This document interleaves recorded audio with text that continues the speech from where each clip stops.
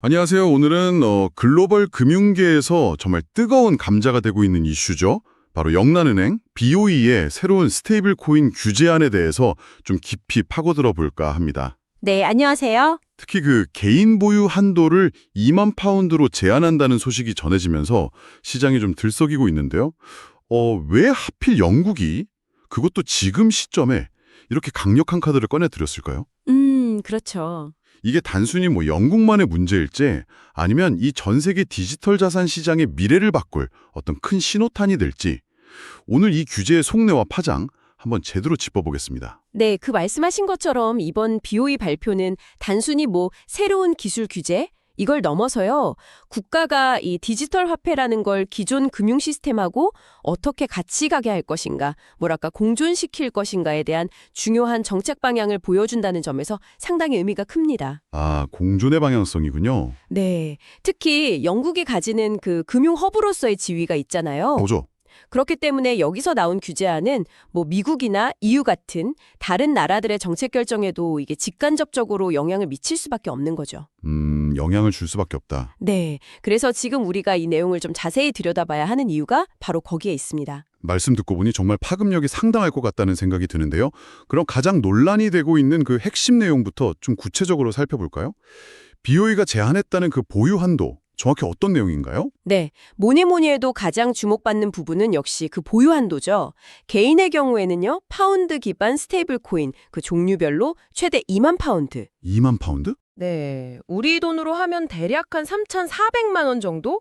그 정도까지만 보유할 수 있도록 제한을 했습니다. 개인은 3,400만 원 정도? 그럼 기업은요? 기업의 경우에는 한도가 훨씬 큽니다. 종류당 최대 1,000만 파운드까지 보유가 가능하고요. 1,000만 파운드면 어마어마한데요? 근데 이 2만 파운드, 1,000만 파운드 이게 상당히 구체적인 숫자인데 이게 영구적인 조치는 또 아니라고요. BOE가 이거 임시적이다 이렇게 강조했다면서요. 맞습니다. 그 BOE도 이 한도가 영원한 건 아니고 스테이블 코인 시장이 이제 초기 단계를 지나서 좀 안정적으로 시스템에 통합될 때까지 적용되는 말 그대로 임시적인 가이드라인이다. 이 점을 분명히 하고 있습니다. 아, 임시적이다. 네.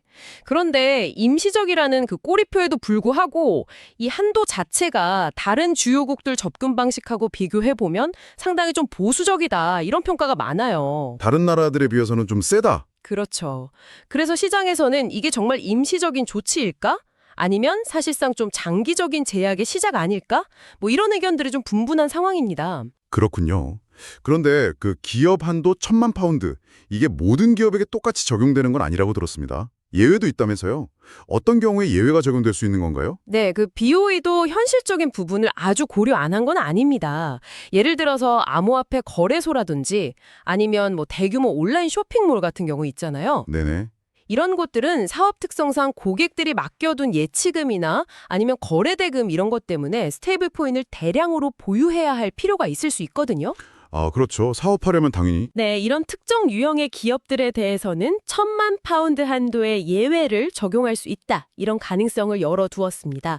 물론 구체적인 예외 기준이라던가 신청 절차 이런 건 아직 공개되진 않았지만요. 아, 아직 세부 내용은 안 나왔군요. 네, 그래도 스테이블 코인의 어떤 실질적인 활용 사례를 염두에 둔 조치다. 이렇게 볼 수 있겠죠. 네, 현실적인 운영을 고려했다는 점은 알겠습니다만 그럼에도 불구하고 여전히 미국이나 EU하고 비교하면 이거 이례적으로 강력한 규제다 이런 시각이 많은 것 같습니다.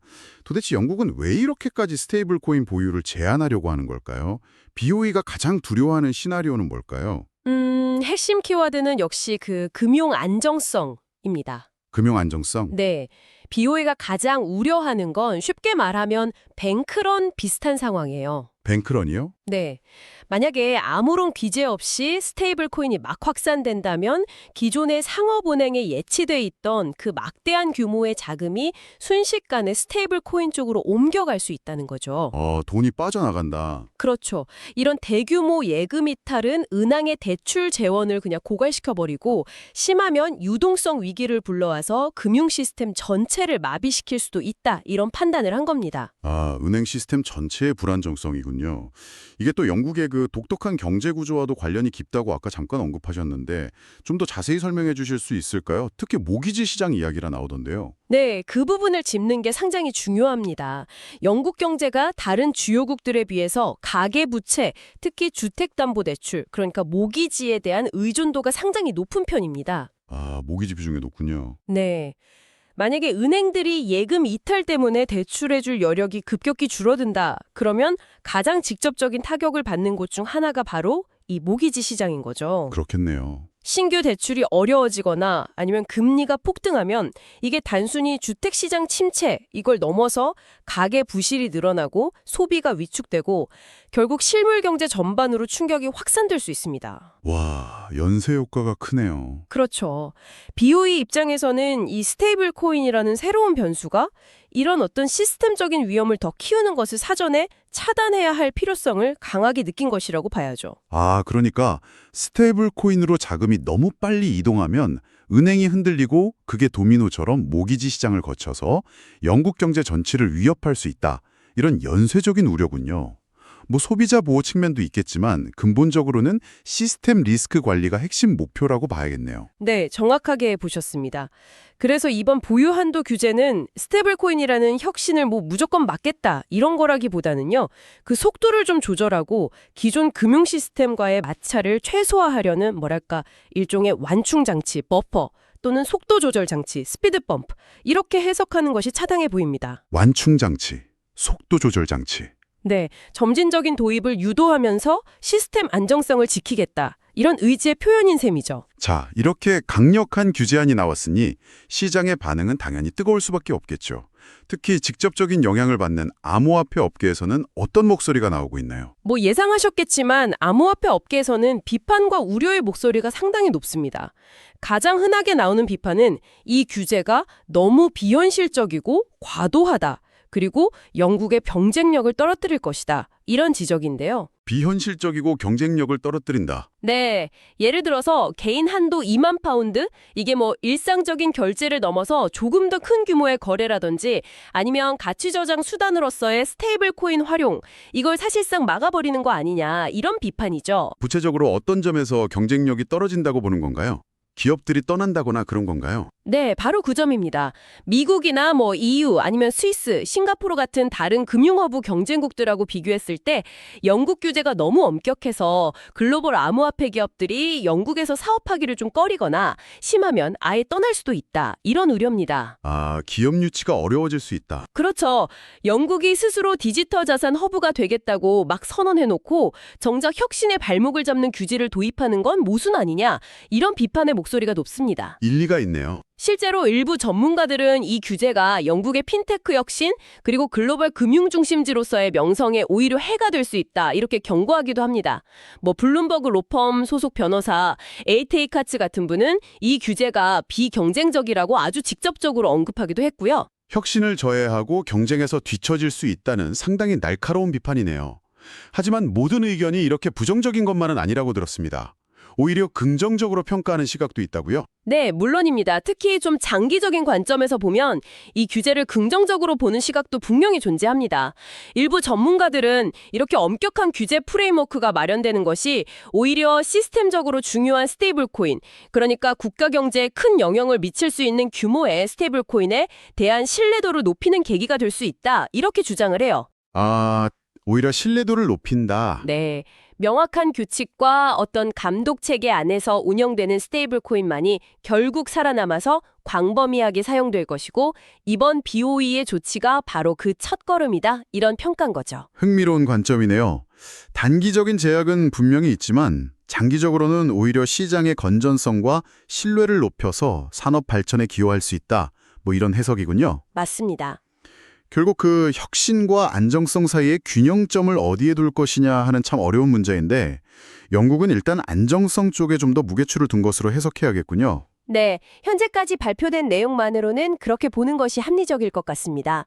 물론 앞으로 의견 수렴 과정에서 업계 목소리가 반영돼서 일부 수정될 여지는 남아 있습니다만 기본적인 방향성 자체가 크게 바뀔 것 같지는 않다는 게 중론입니다. 알겠습니다.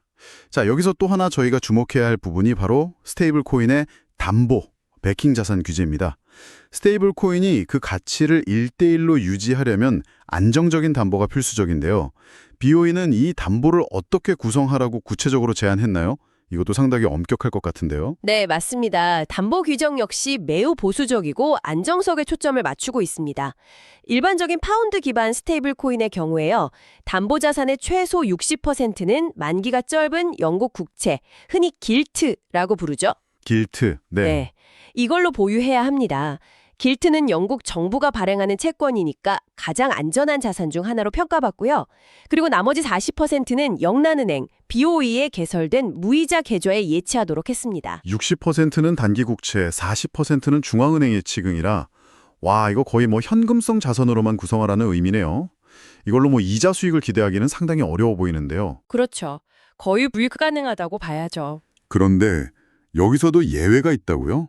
시스템적으로 중요한 스테이블 코인은 좀 다르다고요? 그렇습니다.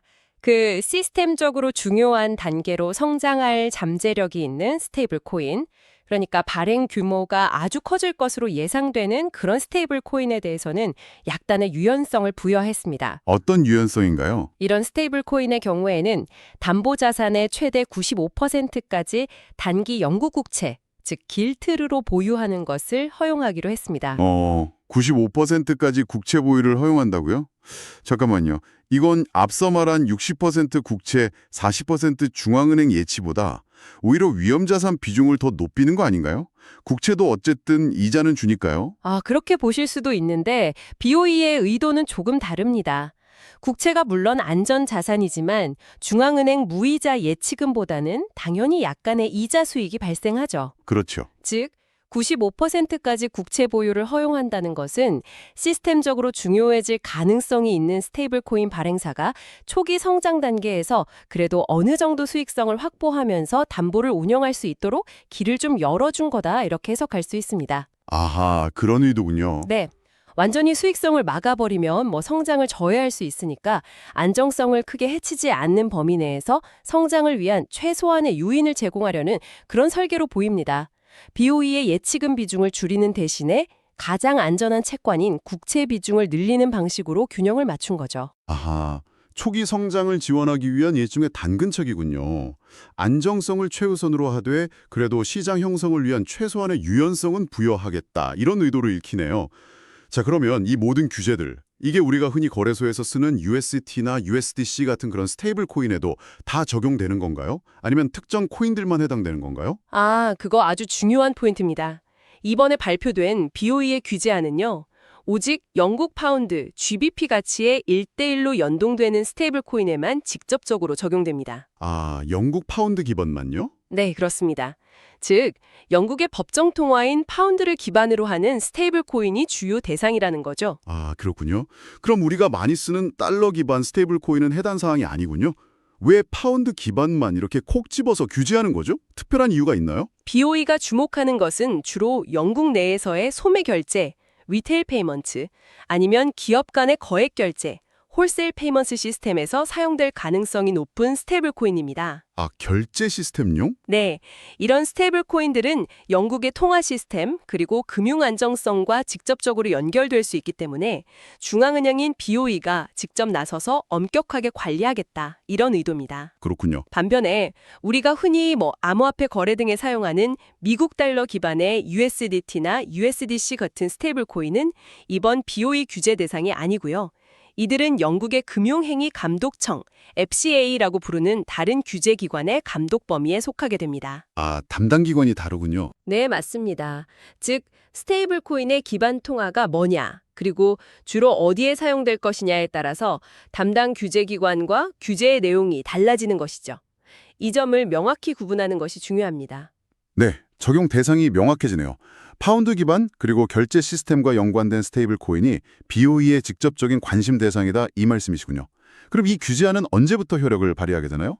당장 시행되는 건 아니죠? 네, 당장 시행되는 건 아닙니다. 현재는 어디까지나 제안, 프로포절 단계이고요.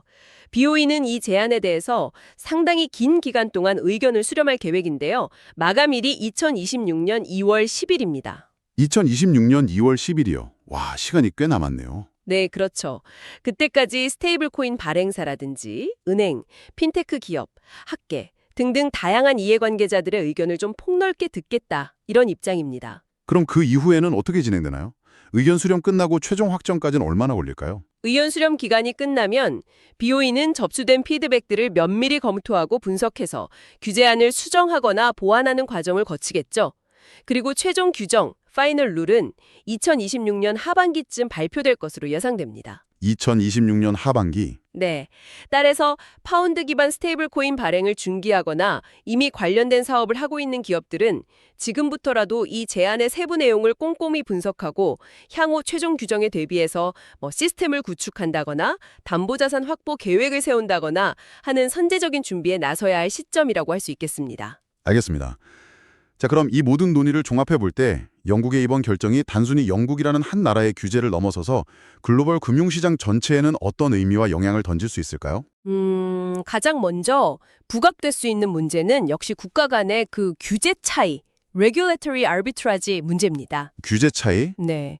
영국이 미국이나 EU에 비해서 상대적으로 더 엄격한 초계 규제를 도입하면서 글로벌 스테이블 코인 기업들이 규제가 좀 덜한 지역을 선호하게 될 가능성이 있습니다. 예를 들어서 EU는 미카 법안을 통해서 포괄적인 암호자산 규제 틀을 마련했지만 개인 보유 한도 같은 측면에서는 영국보다 좀 더 유연할 수 있다. 이런 분석도 나오거든요. 이유는 좀 더 유연할 수 있다. 네. 미국은 아직 연방 차원의 통일된 스테이블 코인 법안은 없지만 주별로 또 다른 접근법을 보이고 있고요.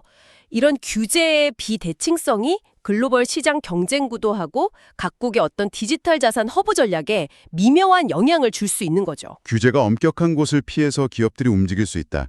이른바 규제 쇼핑 현상이 나타날 수 있겠군요. 또 다른 파급 효과는 없을까요? 또 다른 중요한 측면은요. 영국의 이런 선제적인 움직임이 다른 나라 중앙은행들도 자국 통화 기반 스테이블 코인에 대한 명확한 규제 프레임워크 구축을 서두르도록 자극할 수 있다는 점입니다. 다른 나라들도 따라할 수 있다. 네, CBDC, 중앙은행 디지털 화폐 발행 논의와는 별개로 민간 영역에서 발행되는 스테이블 코인을 어떻게 관리 감독할 것인가에 대한 각국의 고민이 깊어질 거라는 거죠.